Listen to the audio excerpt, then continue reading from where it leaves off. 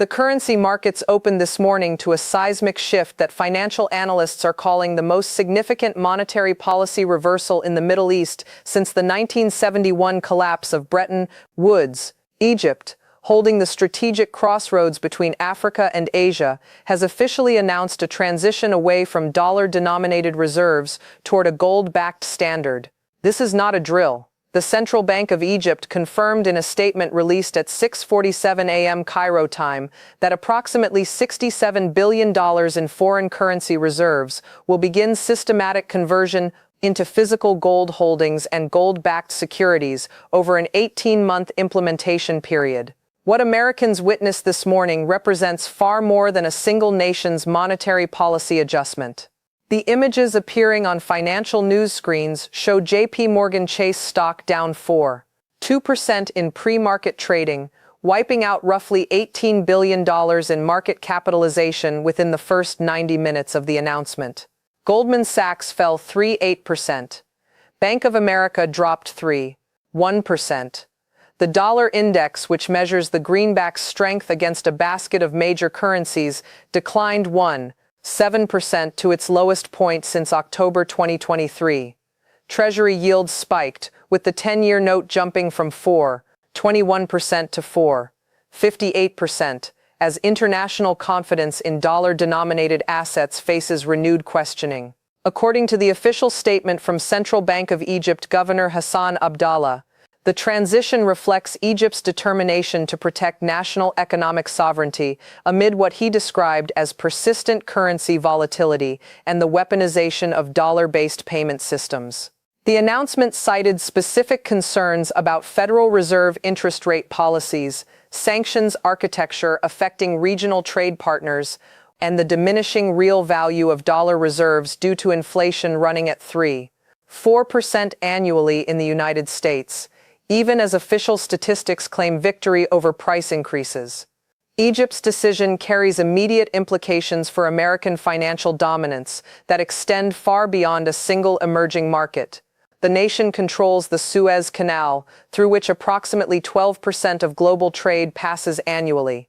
That waterway handles roughly 30% of all container ship traffic worldwide.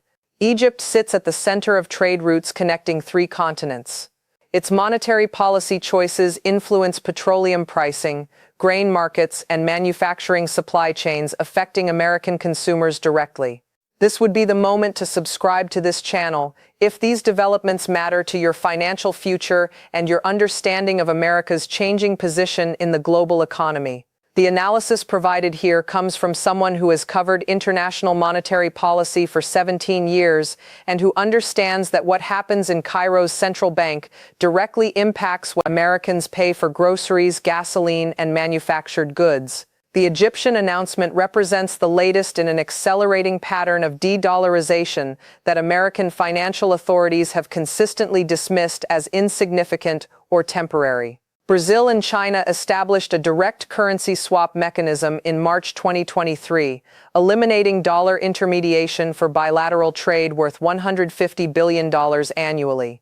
India and Russia implemented rupee-ruble oil transactions in August 2023, bypassing dollar settlements for energy purchases exceeding $35 billion per year.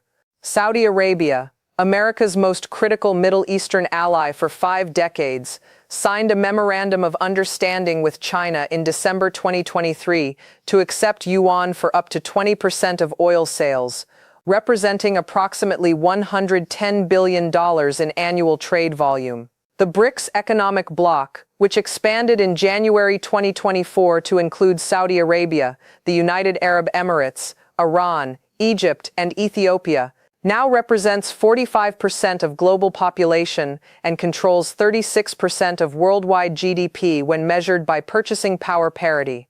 According to analysis from the Atlantic Council's Geoeconomics Center, these nations collectively hold approximately $4.1 trillion in dollar-denominated reserves.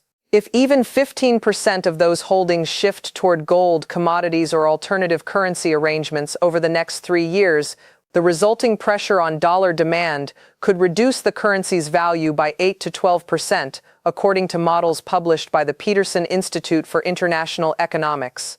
Let that sink in for just a moment.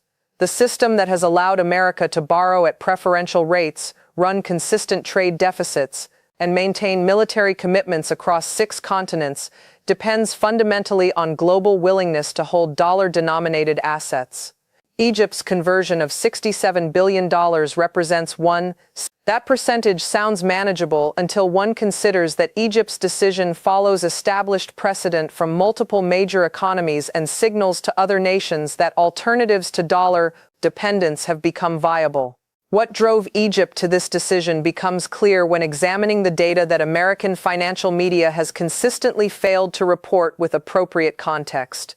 Egypt experienced currency devaluation of 49% against the dollar between February 2022 and March 2024, as the Egyptian pound collapsed from 15.7 per dollar to 39 per dollar. That devaluation occurred despite Egypt holding what appeared to be substantial foreign currency reserves, because those reserves consisted primarily of dollars whose real purchasing power eroded as the Federal Reserve implemented the most aggressive interest rate hiking cycle in 4 decades. Egyptian citizens saw the price of imported wheat increase 87% between January 2022 and December 2023. Cooking oil prices rose 134%. Pharmaceutical imports became 73% more expensive. These increases occurred even though global commodity prices in dollar terms rose far less dramatically, because the Egyptian pound's collapse against the dollar overwhelmed any stabilization in international markets. According to World Bank data, 29.7% of Egypt's population now lives below the national poverty line, compared to 21.3% in 2021. That represents approximately 11 million additional Egyptians pushed into poverty directly due to currency dynamics. The International Monetary Fund extended a $3 billion bailout package to Egypt in December 2022, conditioned on requirements that the Egyptian government reduce subsidies for bread, fuel, and electricity. Those subsidies had protected ordinary Egyptians from the full impact of currency devaluation and inflation. The IMF loan, structured in dollars and requiring dollar-denominated repayment, essentially forced Egypt deeper into the very system now causing economic distress. Interest payments on Egypt's external debt reached $9.4 billion in fiscal year 2023, consuming 38% of government revenue before a single dollar could be allocated to infrastructure, education, or healthcare. Here's what nobody is talking about in the financial press coverage of Egypt's announcement. The transition to gold-backed reserves represents a direct rejection of the post-World War II monetary architecture that positioned the dollar as global reserve currency.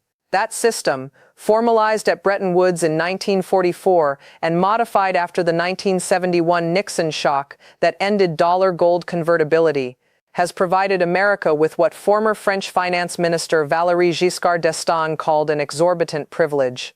The privilege allows the United States to finance deficits by printing currency that other nations must accept for international trade.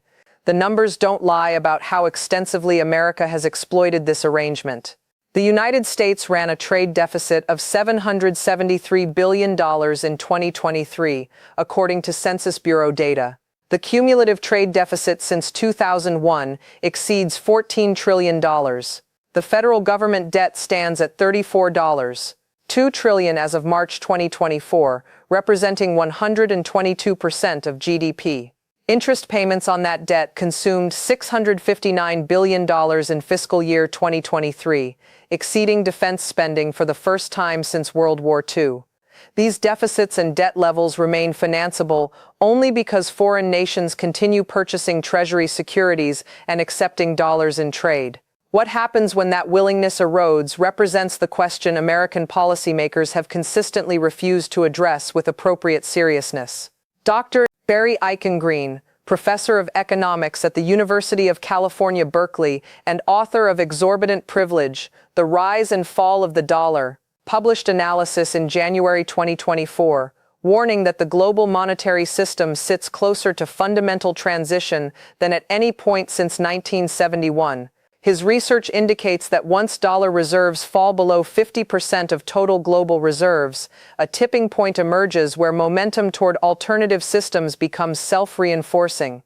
Current data from the International Monetary Fund shows dollar-denominated assets comprising 58.4% of allocated global reserves as of the fourth quarter of 2023. That represents a decline from 72.7% in 2001. The trajectory suggests the critical 50% threshold could be crossed between late 2027 and early 2031 if current trends continue. Dr. Eichengreen's models indicate that crossing that threshold could reduce American living standards by 15 to 20% within a decade, as import costs surge and borrowing costs rise to levels reflecting actual default risk rather than presumed reserve currency status. This would be an appropriate moment to subscribe to this channel if understanding these dynamics before they appear in mainstream financial coverage matters to your planning and your family's economic security. The analysis provided here draws from academic research, central bank documentation, and trade data that major media outlets consistently fail to contextualize appropriately. And folks, this is where it gets really concerning when examining the specific mechanics of Egypt's transition plan. The Central Bank of Egypt announcement detailed a three-phase implementation strategy beginning in July 2024. Phase 1 involves converting $22 billion in dollar reserves into physical gold purchases on international markets over a 6-month period. Phase 2 restructures an additional $28 billion into gold-backed securities and commodity-linked bonds over the subsequent 6 months. Phase 3, scheduled for the final 6 months, transitions the remaining $17 billion into regional currency arrangements, with trading partners and multilateral payment systems that bypass dollar settlement.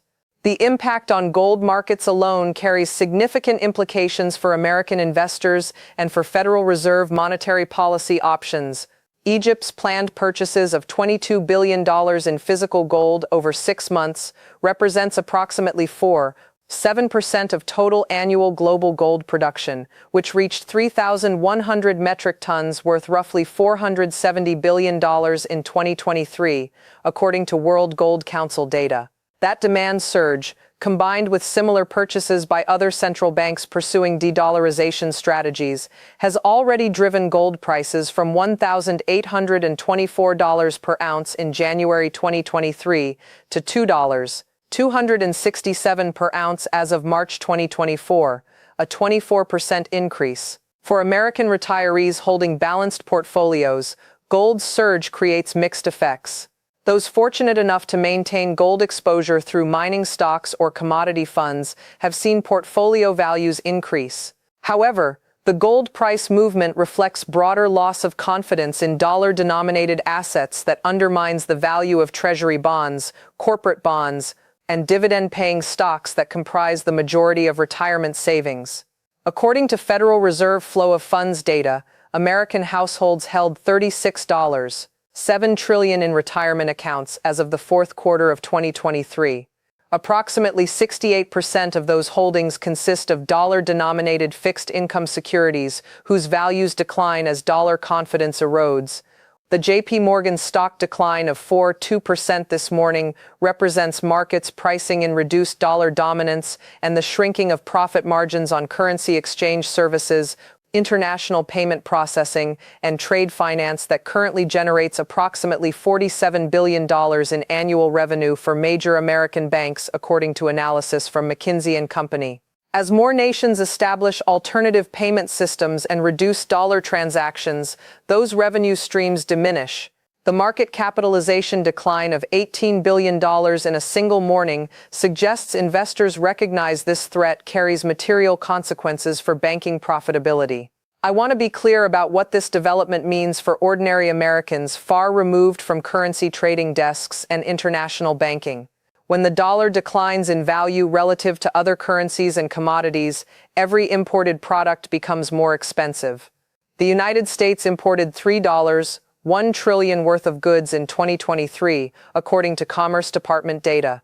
Those imports include 70% of consumer electronics, 65% of clothing and footwear, 43% of furniture, and 38% of toys and sporting goods purchased by American families.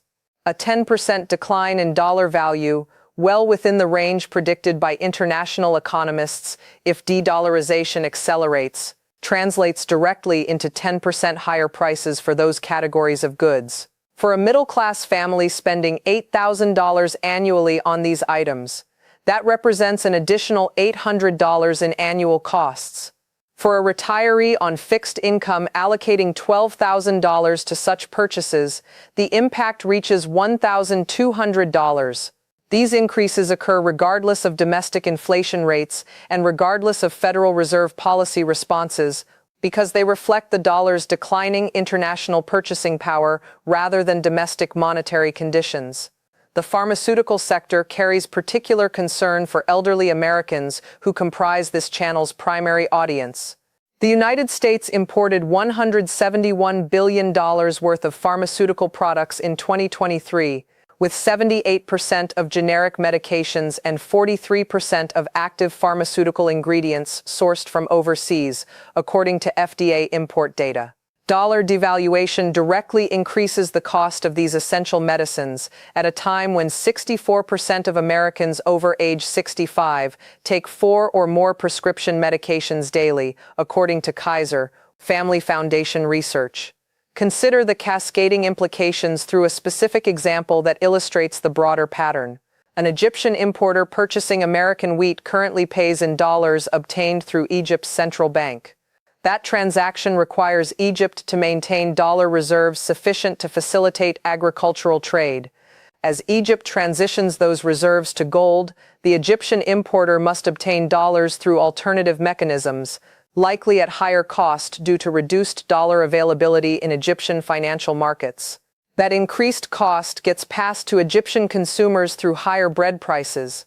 Higher bread prices in Egypt contribute to social instability in a nation of 106 million people sitting astride strategic waterways. Social instability increases insurance costs for ships transiting the Suez Canal and raises security concerns that drive up military spending in the region.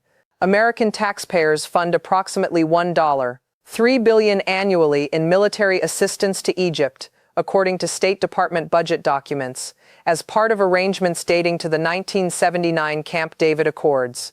Instability in Egypt places pressure on American policymakers to increase that assistance at a time when federal deficits already exceed sustainable levels. The connections extend further through energy markets. Egypt operates as a significant natural gas producer with reserves of approximately 77 trillion cubic feet, according to BP statistical review data. Egyptian gas exports flow to European markets already stressed by sanctions on Russian energy. Monetary instability in Egypt disrupts gas production and export schedules, placing upward pressure on European gas prices. Higher European gas prices increase demand for American liquefied natural gas exports, which drives up domestic natural gas prices in American markets through the global price mechanism. American residential natural gas consumers saw prices increase from an average of $12.92 per thousand cubic feet in 2021 to $17.68 in 2023, a 37% increase according to Energy Information Administration data. That increase cost the average household an additional $286 annually. Egyptian monetary policy decisions that disrupt Mediterranean gas markets contribute to these price pressures through global energy interconnections that American consumers experience directly, even if they cannot trace the causal chains. The moral dimension of these developments deserves examination beyond the purely economic analysis. Egypt's decision reflects a nation of 106 million people, with a civilization extending back 7,000 years, asserting economic sovereignty in response to a monetary system that has consistently prioritized American interests over Egyptian welfare. From the perspective of Egyptian policymakers and citizens, the dollar system has delivered currency collapse, imposed austerity, and subordinated national development to the preferences of international financial institutions controlled by wealthy nations. American policymakers respond to such assertions of sovereignty with concern about dollar dominance and reserve currency status without addressing the underlying critique. The system that delivers advantages to Americans through cheap imports and easy borrowing simultaneously imposes costs on emerging economies through currency volatility, debt burdens, and policy constraints. When those economies seek alternatives, American officials characterize the moves as threatening rather than examining whether the original system operates justly. This pattern reveals uncomfortable truths about American economic leadership in the post-Cold War era. The extraordinary privilege of reserve currency status has enabled spending patterns, debt accumulation, and trade deficits that would bankrupt any other nation.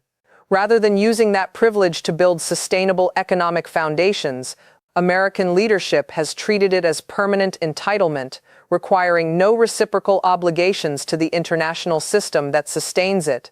The numbers documenting this failure carry moral weight beyond their economic significance. American manufacturing employment declined from 17.3 million workers in 2000 to 12.9 million in 2023, a loss of 4 million jobs according to Bureau of Labor Statistics data. That decline occurred as trade deficits facilitated by dollar dominance allowed massive imports of manufactured goods that displaced domestic production. The communities hollowed out by factory closures across the Midwest and Southeast bear the human cost of policies that prioritize cheap consumer goods over productive employment. Meanwhile, the financial sector that profits from dollar dominance and international payment systems grew from 7.4% of GDP in 2000 to 9.2% in 2023. Wall Street compensation reached record levels even as median household incomes stagnated in inflation-adjusted terms. The disconnect between financial sector prosperity and middle-class decline reflects a system that rewards manipulation of money flows more generously than creation of tangible value. Egypt's rejection of that system deserves understanding rather than reflexive condemnation, even as Americans recognize the cost such rejection imposes on our own economic position. The Egyptian decision reflects rational response to lived experience rather than irrational hostility to American interests. Acknowledging that rationality requires confronting the possibility that American economic leadership has failed to earn the loyalty it demands. What comes next depends substantially on how American policymakers respond to this latest evidence of eroding dollar dominance. The constructive response would involve serious examination of unsustainable deficit spending, trade imbalances, and financial sector regulation that has allowed too-big-to-fail institutions to privatize profits while socializing risks. Such examination would require acknowledging that reserve currency status cannot be maintained through military power or financial coercion, but only through demonstrated economic competence and equitable international arrangements. The more likely response, based on established patterns, involves rhetorical assertions of continued dollar dominance, dismissal of de-dollarization trends as insignificant, and possible punitive measures against nations seeking monetary alternatives. That response would accelerate the very trends it seeks to counter, as other nations observe American unwillingness to address legitimate grievances and conclude that alternatives must be pursued with greater urgency. For Americans watching these developments, the imperative involves recognizing that decades of policy choices have created vulnerabilities that single announcements from Cairo can exploit. The solution lies not in blaming Egypt or other nations for rational pursuit of their interests, but in demanding that American leadership rebuild economic foundations that can sustain prosperity without dependence on unsustainable privilege. That rebuilding requires confronting uncomfortable realities about manufacturing decline, infrastructure deterioration, educational inadequacy, and healthcare dysfunction that decades of cheap imports and easy borrowing have allowed America to postpone addressing. The bill for those postponements comes due regardless of monetary system arrangements. The question is whether payment comes through managed adjustment or crisis-driven collapse. Drop a comment below sharing your thoughts on how Egypt's decision affects your financial planning and your view of America's economic future. This channel provides analysis of international economic developments that mainstream media consistently fails to contextualize appropriately for American audiences. Subscribe to ensure you receive future coverage as the de-dollarization trend continues developing through 2024 and beyond. The images appearing on screens this morning of falling bank stocks and declining dollar indexes represent far more than a single day's market volatility. They signal the gradual unwinding of arrangements established 8 decades ago in a vastly different world. Americans built prosperity on foundations those arrangements provided.